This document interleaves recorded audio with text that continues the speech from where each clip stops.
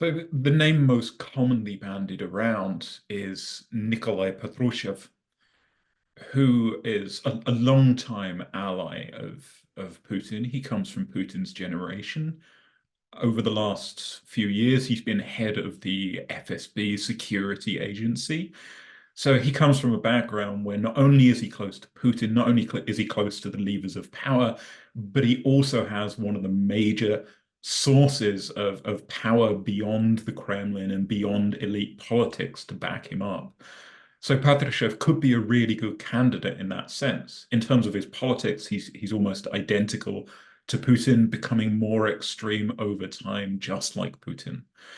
But Patrushev has a huge negative attached to himself, and that is his age. He's actually even older than Putin. And so while his name is often tossed around as a possible candidate, it seems unlikely that he would be the preferred candidate of many in the elite order, knowing that bringing in Patrushev to replace Putin might risk a repeat of the problems of the 1980s, when a series of increasingly aging Soviet leaders showed the cracks in the leadership, the cracks in the country, and ultimately led to the collapse of the Soviet Union.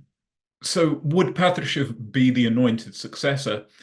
Possibly. He's close to Putin, but I doubt it, because there is a better Patrushev to choose, and that is Nikolai's son, Dmitry, who is an up-and-coming younger figure. He's only 44. He is currently the agriculture minister. He's clearly close to the same security agencies that his father runs with. He'd be a great candidate in the sense that he represents much of the same, not a clean break with the politics of the past. There's no way that he would go on and prosecute any of the Putin old guard for supposed crimes or possible crimes. But he would ensure that power remains in the same hands potentially for the next decade, 2 decades, 3 decades, assuming that nothing happens to actually cause a complete collapse in the power structures. I think the younger Patrushev is probably my favorite candidate right now. The reason being that when we look at the way that Putin came to power, Yeltsin was aging, ailing, and essentially losing power in the last couple of years of the 1990s, and decided to appoint somebody who was younger, who had the backing of a security agency, who had experience within government, but wasn't from the very top circles of the political elite. And lo and behold, it worked really well for Yeltsin. Yeltsin was able to live out the rest of his life in relative comfort. We didn't see a purge of allies close to him. We didn't see a purge of Yeltsin himself. So I think if Putin wanted to step down, the younger Patrushev would probably be the leading candidate. A slightly more boring but safe pair of hands might be Mikhail Mishustin, who is currently the prime minister. And he is one of the most uninspiring men in Russian politics today. He's a former taxman. He is the very picture of an accountant. He is grey. He is boring to listen to, but he is very much a safe pair of hands. This is a guy that is pure technocrat.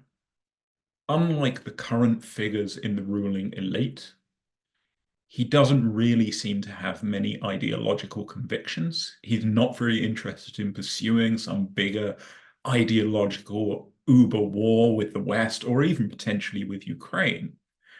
And so if we were to see a soft break of power, for example, Putin slowly dying or being ushered out of the Kremlin for some reason or another, and a desire amongst the elite to see a reset and a more stable relationship with the West, if not a full-fledged charge back into the liberal institutions of the world order, then Mishustin might be a likely candidate. The other place that we might see Mishustin is the fact that being the prime minister, if there is a very sudden change of power, for example, Putin dies unexpectedly, Mishustin is automatically accorded the powers of the presidency. Should he turn out to be more ambitious than we give him credit for right now. He might use those powers to shift things around a little bit, play a clever game, and try and take the hot seat for himself in the long term. I don't see it happening, but it is a possibility. I don't think Putin is afraid of Mishustin.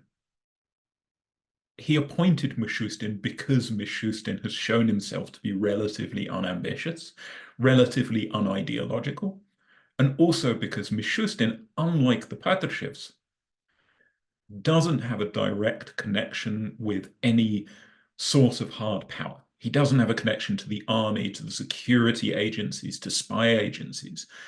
And that means were there to be a big power conflict, potentially even a challenge to Putin, Mishustin would not be the person leading that challenge. So now I'm going to throw some curveballs at you.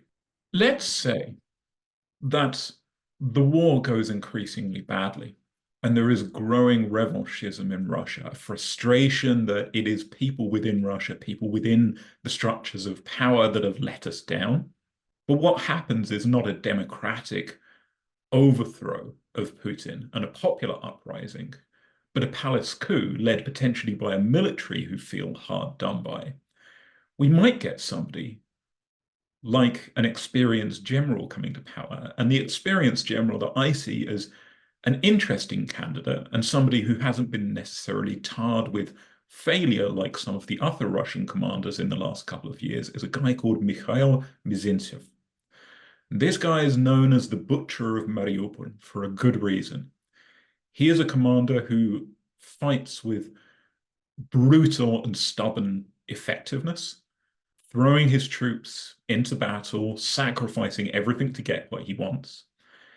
He is currently working with the Wagner Group, post-Prigozhin and post-rebellion, or post-attempted rebellion, as it was.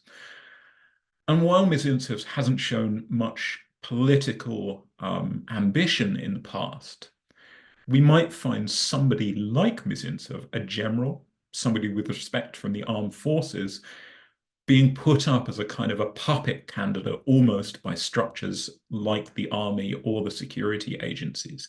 And if that happens, we are all in for a very, very rocky ride, because we're going to see a doubling down on very aggressive foreign policy, aggressive militarism at home, and probably a continuation of increasing oppression and purges in Russia itself. So the alternative might be a complete curveball candidate, somebody we just don't see coming out of left field, probably somebody from the younger generation who can cement power for Putin and for Putinites for the next few years. Somebody perhaps who isn't so associated with the failures of the present and the failures of the war. And there are a new generation of Russian MPs who have grown up under Putinism, who have coasted into positions of power under Putin. And my candidate right now would be a lady called Olga Zanko, who is a deputy in the Petersburg region. She is the leader of a large military youth organization, and she's only in her mid-30s, somebody who is a very conservative figure, but also younger, more photogenic, more media savvy than some of the old graying technocrats and ideologues that are more popularly associated with the Putin regime. So we may find that Putin, much like Yeltsin, decides to draw on somebody who might be able to preserve power in some way, who might be able to just seem to be a change, seem to be a fresh face, but will really represent the old guard once more. The question of Putin's ongoing influence really relates to the nature of the way in which he leaves his post. He's an old man, and while he looks to be in okay health, we don't know what's going on behind the scenes, and if he dies suddenly, I think we will see a power vacuum and a terrific conflict between the elites and between the different structures of armies, paramilitary groups, security agencies that I've talked about. This will lead to real chaos, and I would guess that Putinism will continue without Putin. We'll see the same policies. If Putin decides to step down, and there is some indication that he's been trying to reshape his public image into a kind of grandfather of the nation figure, then I think Putin's influence will continue more or less unabated. But Putin is also watching the fate of autocrats who've attempted this in Central Asia too.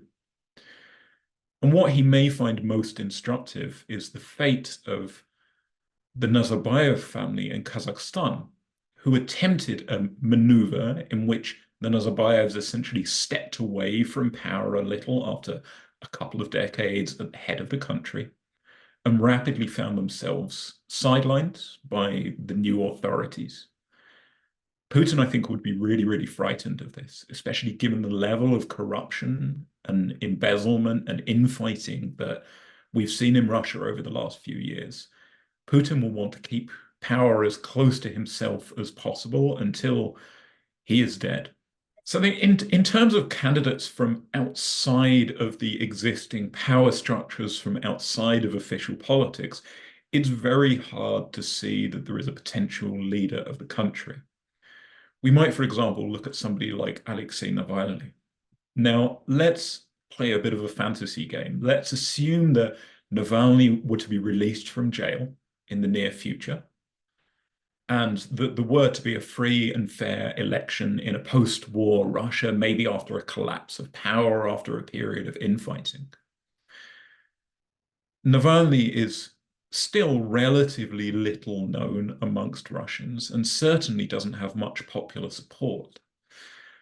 Russian politics and Russian political discourse has for so long been so tightly defined and controlled by the state that it is hard to see that that somebody like Navalny, who has been so tainted by the state's propaganda as being somebody who is in league with the CIA, in league with Washington, somebody who is a secret spy, somebody who can't be trusted. It is hard to see somebody in that position being able to persuade even a minority of the Russian public that they're worthy of trust and worthy of leadership.